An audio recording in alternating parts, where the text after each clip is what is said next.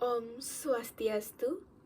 Perkenalkan, nama saya Natali Kristanti Iskandar, kelas 12 MIPA 4, absen 18. Kali ini saya akan memberikan sebuah video mengenai ujian praktik mata pelajaran kimia tentang proses osmotik pada pembuatan telur asin.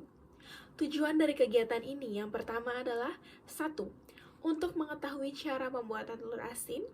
Kedua, mengetahui proses osmosis pada pembuatan telur asin. Yang ketiga, untuk mengetahui bahwa pembuatan telur asin dapat dijadikan sebagai ide usaha.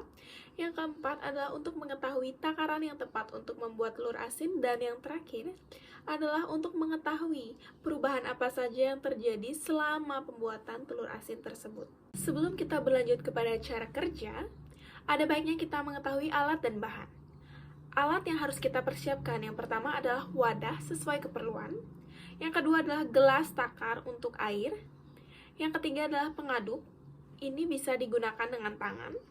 Yang keempat ada kompor gas. Dan yang terakhir ada panci. Selanjutnya ada bahan. Bahan yang harus kita siapkan antara lain 4 butir telur bebek, air secukupnya, 100 gram garam, 100 gram abu gosok atau abu sekam, dan 100 gram batu bata merah yang sudah dihaluskan. Cara kerja yang harus kita perhatikan, yang pertama, pilihlah telur bebek yang bermutu baik dengan cara merendam telur tersebut. Apabila telurnya mengapung, berarti telur tersebut berkualitas buruk. Selanjutnya, bersihkan telur tersebut dengan cara dicuci lalu dilap hingga kering. Yang kedua, buatlah adonan yang terdiri dari campuran abu sekam, bubuk batu bata merah, garam, dengan perbandingan 1:1, lalu dicampurkan dengan air hingga berbentuk pasta. Selanjutnya, bungkus telur menggunakan adonan dengan ketebalan 1 cm hingga 2 cm. Simpan telur tersebut dalam wadah selama 7-20 hari. Usahakan telur tersebut tidak pecah atau retak pada saat penyimpanan. Simpan telur tersebut di tempat yang bersih dan terbuka. Setelah dirasa cukup waktu pemeramannya, segera bongkar adonan tersebut. Tambah sedikit air agar adonan dapat mudah dibongkar. Setelah itu, cuci bersih telur asin tersebut agar tidak tersisa bekas adonannya.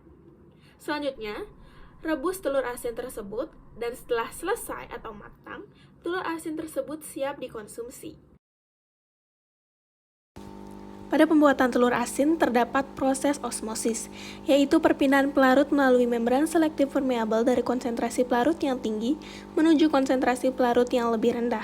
Proses ini terdapat dalam telur asin. Dengan cara kerjanya, proses osmotik itu adalah garam NaCl akan masuk ke dalam telur dengan cara merembes melalui pori-pori kulit menuju ke bagian putih dan akhirnya ke kuning telur. NaCl mula-mula akan diubah menjadi ion natrium dan ion klor. Ion klor inilah yang sebenarnya berfungsi sebagai bahan pengawet dengan menghambat pertumbuhan mikroba pada telur. Makin lama dibungkus dengan adonan, makin banyak garam yang merembes masuk ke dalam telur, sehingga telur menjadi semakin awet dan asin. Dalam percobaan yang saya lakukan setelah 12 hari pemeraman atau proses pengasinan, telur bebek itu menjadi telur asin dan terdapat perbedaan sebelum dan sesudah pengasinan. Yang pertama adalah cangkang dari telur bebek yang sudah diasinkan terlihat berwarna putih kebiruan yang sebelum diasinkan berwarna putih, dan warna kuning telur yang sudah diasinkan berwarna kuning kemerahan yang sebelumnya berwarna kuning, dan rasa telur bebek setelah mengalami proses pengasinan adalah terasa asin, serta tekstur kuningnya lebih padat. Dengan praktikum pembuatan telur asin ini, saya memiliki wawasan lebih luas terhadap teori osmosis dan cara pembuatan telur asin serta memiliki ide untuk membuka usaha produksi telur asin yang berkualitas.